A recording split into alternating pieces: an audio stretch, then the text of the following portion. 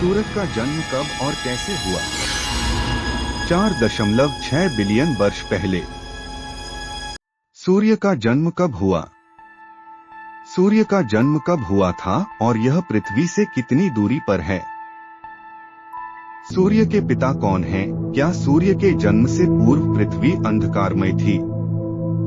कैसे हुई सूरज की उत्पत्ति? पृथ्वी का निर्माण कब और कैसे हुआ? सूर्य का जन्म। सूरज की किरणें धरती पर आती हैं और उजाला फैलाती हैं। ये किरणें ही हैं जो धरती पर जीवन का स्रोत है और जीवन की रूपरेखा निर्धारित करती हैं। सूरज की किरणों के बिना किसी भी मनुष्य, जीव जंतु या पौधों के लिए जीवन असंभव है, या यूं कहा जाए कि जीवन की कल्पना भी असंभव है। पौधे जिस प्रोसेस की वजह से ऑक्सीजन का उत्पादन करते हैं, उसके लिए भी सूरज का प्रकाश बहुत जरूरी है।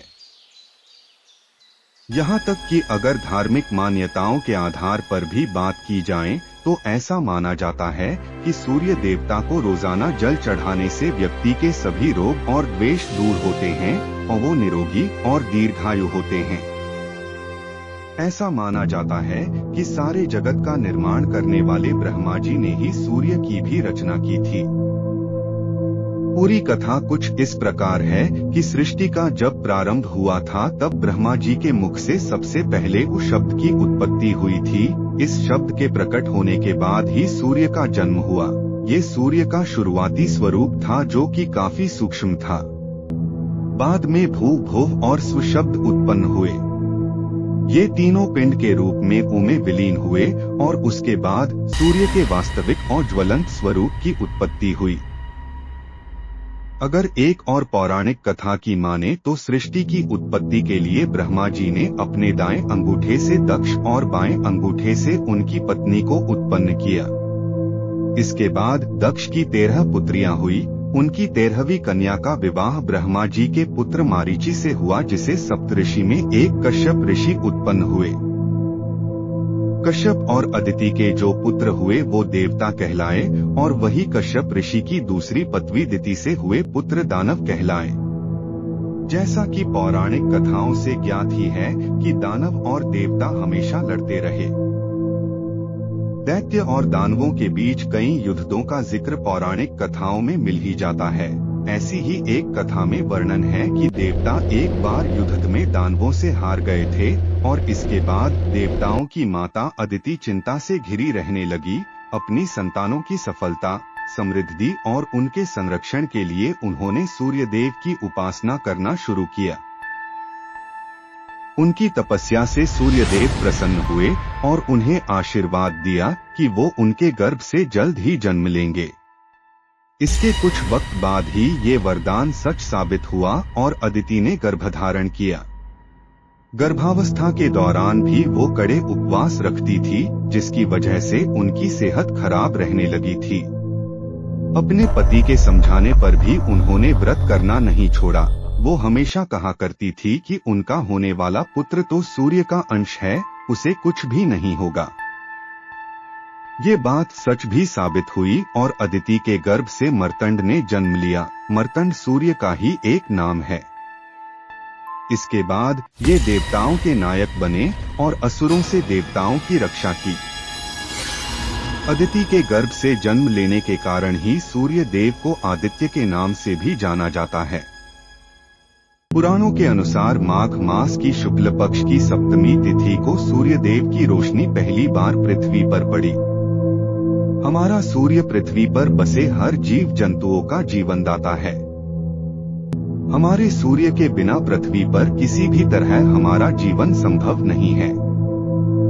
यदि सूर्य नहीं रहेगा तो धरती पर अंधेरा हो जाएगा और पूरी धरती बर्फ के ढेर में दब जाएगी। सूर्य की ऊर्जा के बिना तो जीवन का अस्तित्व ही असंभव है। लेकिन लगभग 4.5 अरब सालों से चलता आ रहा यह सिलसिला ऐसे ही चलेगा। क्या सूर्य और सूर्यमंडल का अस्तित्व हमेशा के लिए रहेगा? क्या सूर्य हमेशा रहेगा या कभी उसका अंत भी होगा? चलिए जानते हैं। 4.5 अरब साल पहले जन्मा हमारा सूर्य हर सेकंड लगभग 6,57,00,00,000 टन हाइड्रोजन को 6,53,00,00,000 टन के लिए हमें ट्रांसफर करता है। 4 लाख टन हाइड्रोजन का हीलियम में रूपांतर होता ही नहीं, बल्कि हीलियम की बजाय ऊर्जा में रूपांतरित होता है। यह ऊर्जा अंतरिक्ष में चारों ओर फैल जाती है। ऐसे सूर्य हर सेकंड अपना पदार्थ घुमा रहा है, लेकिन ऐसा कब तक चलेगा? तो इस प्रश्न का जवाब यह है कि यह प्रक्रिया लगभग 5 अरब साल तक चलेगा। उसके बाद सूर्य के केंद्र का हाइड्रोजन समाप्त हो जाएगा, जिसके कारण सूर्य के केंद्र का तापमान अपनी हद पार कर देगा और वह धीरे धीरे उसका आकार बढ़ने लगेगा और सूर्य अपने मूल अवस्था से 100 गुना ज्यादा बड़ा हो जाएगा। जब कोई ऐसे विकसित होता है तब उसको रेड जायंट कहते हैं। हमारा सूरज भी एक दिन ऐसे ही रेड जायंट हो जाएगा। सूर्य का आकार इतने बढ़ने के कारण उसका व्यास इतना बढ़ जाएगा कि बुध और शुक्र ग्रह को तो वह पहले ही निगल चुका होगा। तब आएगी हमारी पृथ्वी की बारी, लेकिन तब तक पृथ्वी पर सूरज की गर्मी के कारण सभी जीव जंतुओं का नाश हो चुका होगा। करोड़ों साल पश्चात सूर्य में अब हाइड्रोजन के बदले हीलियम ही बचा होगा। वह हीलियम अब कार्बन में रूपांतरित होना शुरू होगा और फिर भी बढ़ता रहेगा। धीरे धीरे उसके बाहर की परत छाल की तरह उखड़कर अंतरिक्ष में बिखर जाएगी और अंत में एक गुठली जैसा आंतरिक भाग बचेगा। वह भाग लगभग आज की पृथ्वी के जितना होगा, लेकिन इसकी गर्मी बहुत ज्यादा होगी। इस तरह हमारे सूर्य को एक श्वेत वामन तारा, या जिसको हम इंग्लिश में व्हाइट ड्वार्फ कहते हैं, का रूप मिलेगा। धीरे धीरे वो वामन सूर्य भी अपनी ऊर्जा को खो देगा। अंत में सूर्य बुझकर एक काले कोयले के समान हो जाएगा। इस तरह सारी सृष्टि का अंत करके हमारे सूर्य का भी अंत हो जाएगा। लेकिन इस प्रक्रिया में 5 अरब साल लग जाएंगे। ब्रह्मांड में कई तारे रेड जायंट का रूप ले चुके हैं, कई व्हाइट ड्वार्फ का रूप ले चुके हैं, कई तारों का अंत हो चुका है। लेकिन समय समय पर हमारे ब्रह्मांड में नए नए तारों का भी जन्म हो रहा है। ऐसे ही हमारे ब्रह्मांड में जन्म और अंत की यह प्रक्रिया अविरत रूप से चलती ही रहेगी। और हाँ दोस्तों, आप लोगों को जानकारी कैसा लगा कमेंट में बताएं और हाँ, लाल बटन दबाना ना भूलें। हम ऐसा ही वीडियो लेट रहते हैं। ऐसा ही वीडियो देखने के लिए लाइक, कमेंट, शेयर और सब्सक्राइब जरूर कर ले।